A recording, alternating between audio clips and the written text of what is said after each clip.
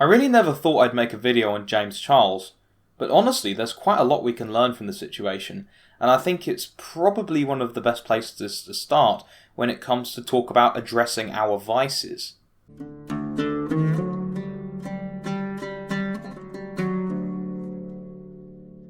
So who was James Charles?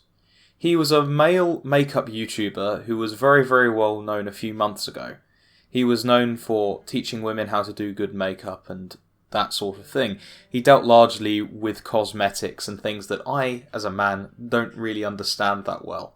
But apparently women love these sorts of cosmetic things, so we've got to let them enjoy themselves a bit.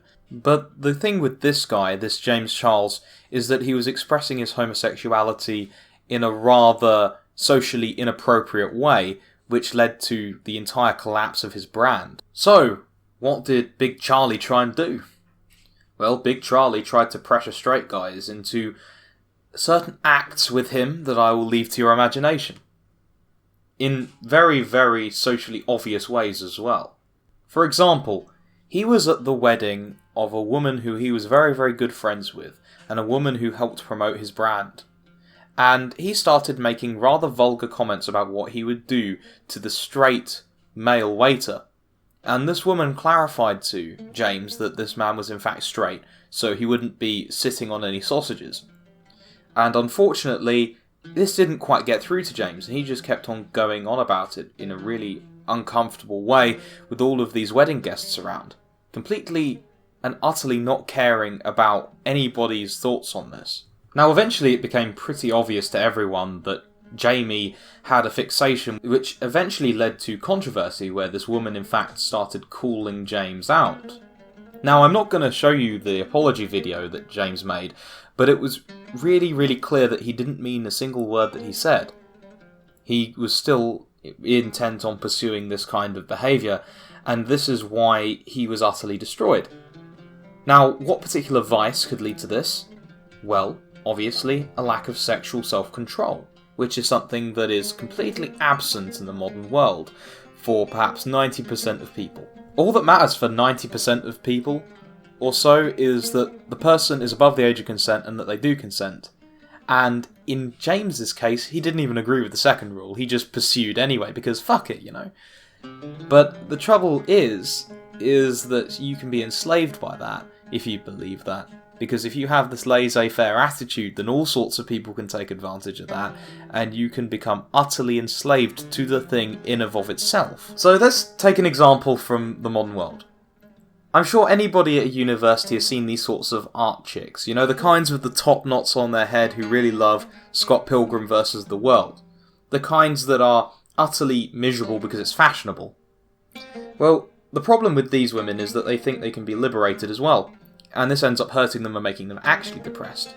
Because what's really happening in their little transactional relationships that go on for no more than 3 months and produce exactly nothing, is that they're building a bond with a guy and then breaking it. Building a bond with a guy and then breaking it. Building a bond with a guy and then breaking it. And eventually it gets habituated. These sorts of foolish women, and indeed the guys that associate with them, end up doing increasingly imprudent and stupid things in order to obtain that particular habit. They just do it because they're told that they should do it, and they end up enslaved in stupid relationships and without money because of their own foolish actions. And James Charles is just a massive example of this. One that's outside of the norm, but because it's outside of the norm, it articulates this particular problem in a way that nobody can ignore. Even the average person who doesn't spend their time thinking about morality. Now, I understand by the very nature of this channel that 90% of the guys that are watching are men who want to self-improve and understand that by pursuing the moral natural law they can do this. So let's apply it to something a little bit more relevant to you. So suppose you're with a woman and you see another girl who wants to get with you who is more attractive than her but is maybe lacking in some of the virtues. Now, if you have no sexual self-control and you don't follow the moral law, there's a good chance that you will cheat with this woman because she's putting out and she's, you know, a nice piece of arse. But I'm here to tell you that this is foolish. Not only will you deeply hurt this poor woman that you're with if she ever finds out, but Because these things have a tendency to stay about, particularly if you're in one place, you'll get a reputation as a cheater.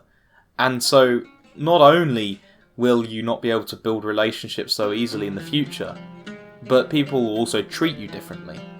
It's also very important to remember that these sorts of women who lack virtue and tempt men to this kind of thing often don't stick with you anyway. So not only have you destroyed the relationship with the woman that you currently are with, but you've also just gone and made an exceptionally unstable relationship with the new one. Now, James Charles was doing this on a far more unstable level, because he was talking about one-night stands in a really gross way that made him a reputation that he did not want to have. By being so exceptionally boisterous and flirty with all of these men, to a disgusting degree, he not only made it very clear to every man who may have been potentially interested in him that he was unreliable, but it also made it very clear that he was utterly uninterested in any sort of self-control, and anybody with any sort of sanity would stay away from that kind of bed, man or woman. And not only that, by allowing himself to be utterly enslaved to this vice, you can bet top dollar that it really impacted his business dealings, and therefore reduced his ability to make money and grow within the world. Nobody wants to be associated with an impulsive and kind of perverted person. The only reason why someone like Jeffrey Epstein was so powerful is likely because he would take these men to their private islands, the Pitcairn Islands I think it was, and take videos. And so you've got like a knife on somebody, you can blackmail them. Whereas this guy didn't really have that option by virtue of how he was constantly projecting, and he didn't have any sort of strategy around it. And that's not to say he should have had a strategy, because, well, look at what happened to Jeffrey Epstein. Now, I hope and pray that most of you watching this don't have these kinds of proclivities, but do you see what I'm saying? Even with a slip that is nothing compared to this, in that particular area, people will not want to associate you and will actively use it to destroy you. In the real world, but also it will destroy you internally. It's very clear from how this man was behaving that there was little of substance within him, because if there was something of substance, he would have been easily able to control himself and not destroy himself. So I think the thing that we can learn from James Charles is that it's so incredibly important to develop soberness and self-control in this world, regardless of any sort of religious things that I may say, because we can have other people screw us up, or we can trip ourselves up. I hope this was helpful. Thank you very much for watching. A very big thank you to those on the list here. These are subscribers to the Renaissance Man program who get audiobooks and controversial videos every week for $5 a month.